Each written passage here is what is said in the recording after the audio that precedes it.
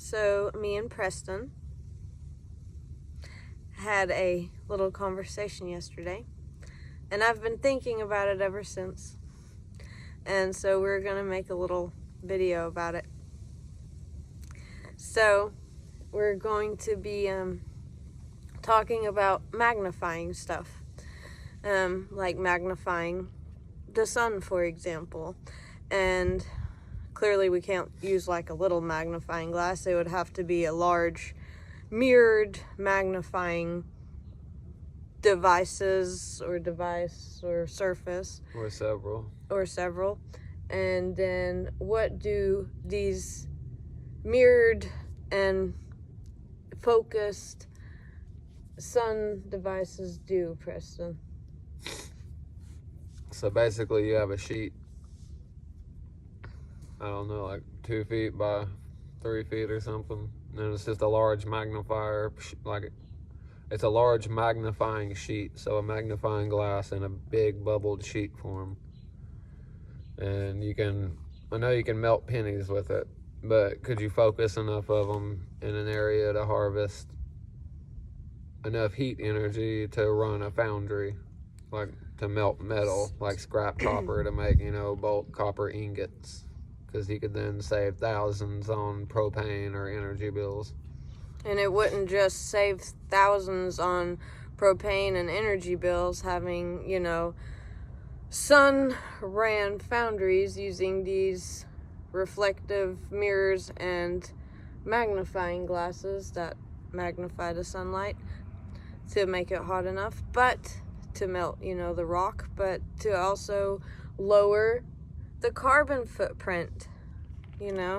That seems to always be a big thing, and where you wouldn't need all these extra machines inside of factories going because you're just using, natural energy sources. It would reduce quite a bit if used, I guess, around the world. Well, it definitely would reduce, yes, the overall carbon emissions, but because that's a lot of work just to get the propane to then burn.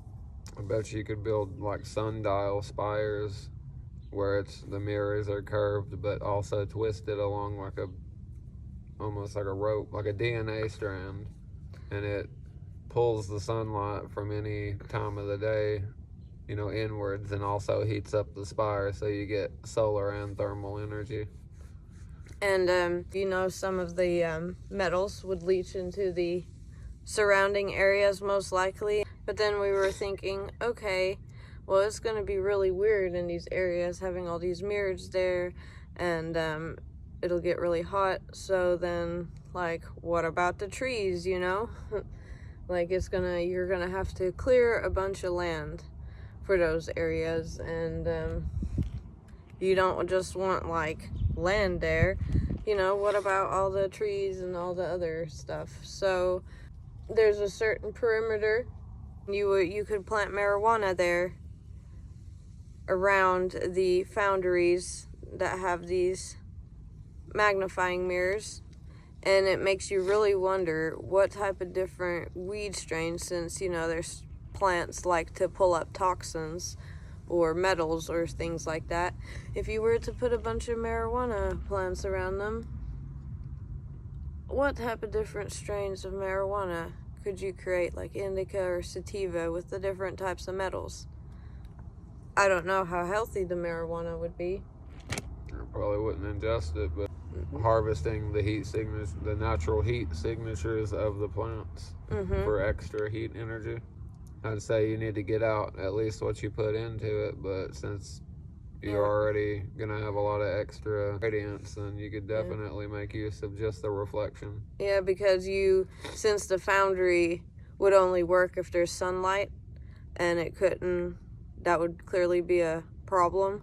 You want it to work more, you would have to then start using alternative other energy sources, like using the plants or the trees, or even marijuana plants themselves, to then pull their heat and then convert it into energy that you then use to run the foundry somehow with machines during times that there is, rain or something like that. And you also could use wind energy around it to, get it. You would have solar panels around it. These solar panels would then absorb, the sunlight along with, the magnifying glass and the mirrors, and it would store energy, and it could run, the foundry machine during times without having to use other energy. And so just auxiliary power, basically, yeah, like backup power. They're like backup powers for when it's getting dark outside like this or something, and you want to keep your foundry running for some reason beyond sunlight times, using other natural energy sources that produce less emissions. And on top of that, the sunshine is my sunshine, my only sunshine. It makes me happy when skies are gray. It'll never know how much I love it. So please don't take my sunshine away. I'm concerned that if such an idea were to already be in the making, or if somebody sees such a video and decides to, we're gonna do this now, that there's only so much sunlight, and we all need sunlight. We're all sharing the sunlight. We need vitamin D, the animals, all the plants. We all need sunlight. Also the solar panels. And that's a lot of sunlight getting consumed. And there's only so much sunlight that can hit Earth a day, per minute, per hour, per day, because of the surface area, There's only so much, and everything, we are all in competition for it. Everything that you see, every animal, every human, every plant, we are all in competition for the same sunlight, including all these solar panels. So we can't go too crazy using too many solar panels or magnifying mirrors and stealing all the sun's energy, because we can do it in some areas, but we got to somehow manage to balance it out. And Earth, it absorbs. It's like a battery system, And the sun is like the positive end, right? No, it would be the negative end. It wants to become positive, right? Holy shit, you were losing me. Well, the sun and the Earth is like a battery. The sun gives out the energy, and then the Earth then not only uses it but absorbs it in its core.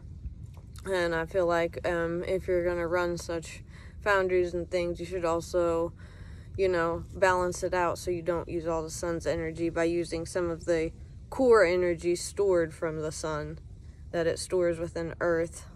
And then somehow make some like vents, or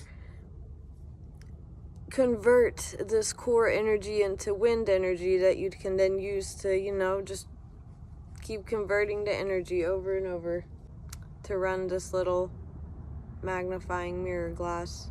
You would need a way to transform it, to amplify the energy as you go. Otherwise, it would just diminish. I wrote something about that. Because there's no such thing as perpetual motion or energy. No, it would have to be manual, isn't it? Like almost manual. You'll just have to make sure that you can get it into motion once it stops. Yeah, it's like exactly right. A gear. Diminishing returns. Because I wrote about that before with that weird doomsday clock thing.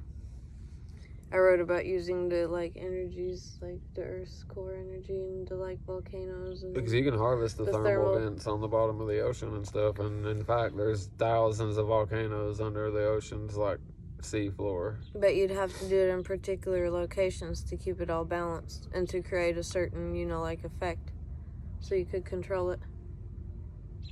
And then store it somewhere that you could then use it when, once again, the sunlight isn't there, or if there's too many places trying to open such a thing that they just have to use other energy sources like the wind or stuff, water, who knows. Just thought we'd say that. So I have came to the conclusion that the sun is the anode, and it sends its positive little lithium electrons towards Earth. It goes from there into the Earth's core, which is the cathode, and then it reverses, which is, I guess, then how the Earth spins and what it sends back out, back to the sun. And that's how it keeps in orbit, I guess. Like, using the electromagnetic currents, I guess, then it creates... That must mean one goes one way and one the other. I don't know. But that would probably how it goes. So we have the positive, the negative. They both can store energy, and they can both send it back out into the opposite direction. So I guess you could use that as then the energies that you then, because of the quote discharge it creates, because of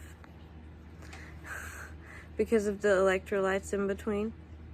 And since the entire Earth, actual like dirt, is full of electrolytes, you know, it creates like the medium that stops the anode or the sunshine from fully reaching, you know, the core quickly or immediately, or the cathode, and probably also disrupting the way back. But you could also control it that way, I guess, and make particular areas more prone to energy than others, whether wind, electric, heat, cold, you know, chemical, whatever is out there.